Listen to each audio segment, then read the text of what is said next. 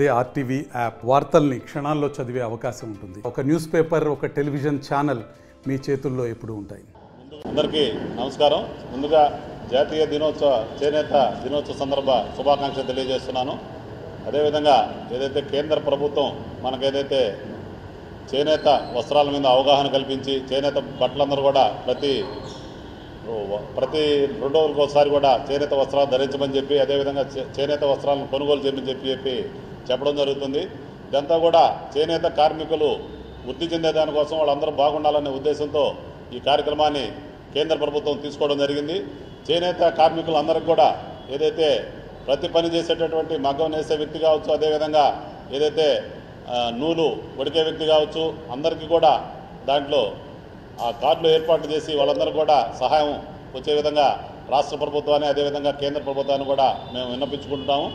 ఈరోజు ముఖ్యంగా ఏదైతే మన రాష్ట్ర వైద్య శాఖ మంత్రి అయినటువంటి సత్యకుమార్ యాదవ్ గారు నెల్లూరు జిల్లాకి 9వ తేదీ ఉదయం 9 గంటల సమయానికి మన నెల్లూరు జిల్లాకి విచ్చేస్తున్నారు.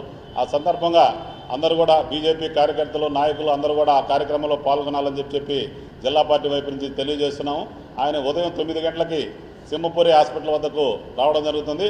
అందరం కూడా అక్కడికి కార్లు, నాయకులందరూ కూడా కార్లు, అదేవిధంగా బైకులతో అక్కడికి ఆహ్వానం పలకడం జరుగుతుంది. ఆ తరువాత ఏదైతే మన గవర్నమెంట్ హాస్పిటల్, పెద్ద హాస్పిటల్ అయినటువంటి దాంట్లో డయాలసిస్ సెంటర్ ఓపెనింగ్ ఉంటుంది. ఓపెనింగ్ అనంతరం 10 గంటల సమయంలో 10 గంటలకి కిలారి తిరుపతి నాయుడు గారి కళ్యాణ మండపం నందు బీజేపీ కార్యకర్తలందరూ కూడా ఉద్దేశించి ఆయనకి పెద్ద సన్మానం నిర్వహించడం జరుగుతుంది. అదేవిధంగా ఆయన బీజేపీ కార్యకర్తల గురించి ఉద్దేశించి కూడా మాట్లాడడం జరుగుతుంది. అనంతరం ఏదైతే బీజేపీ నాయకులు, కార్యకర్త అయినటువంటి వాళ్ళ గృహప్రవేశానికి భోజనానికి వెళ్ళడం జరుగుతుంది.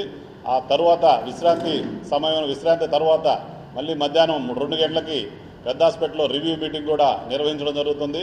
అనంతరం ఏదైతే మన ఆర్ఎన్బి గెస్ట్ హౌస్ నందు మంత్రి గారు ఉంటారు, ఎవరైనా ఈ జిల్లాలో ఉన్నటువంటి సమస్యలు కానీ ఏదన్నా వాళ్ళ ప్రాంతాల్లో ఉన్నటువంటి సమస్యలన్నింటినీ కూడా మంత్రి దృష్టికి తీసుకొచ్చేదానికి అవకాశం కూడా సాయంత్రం 5 గంటల నుంచి 7 గంటల దాకా కూడా అవకాశం ఉంటుందని చెప్పి ప్రజలకి, అదేవిధంగా నాయకులకి అందరూ కూడా తెలియజేస్తున్నాము.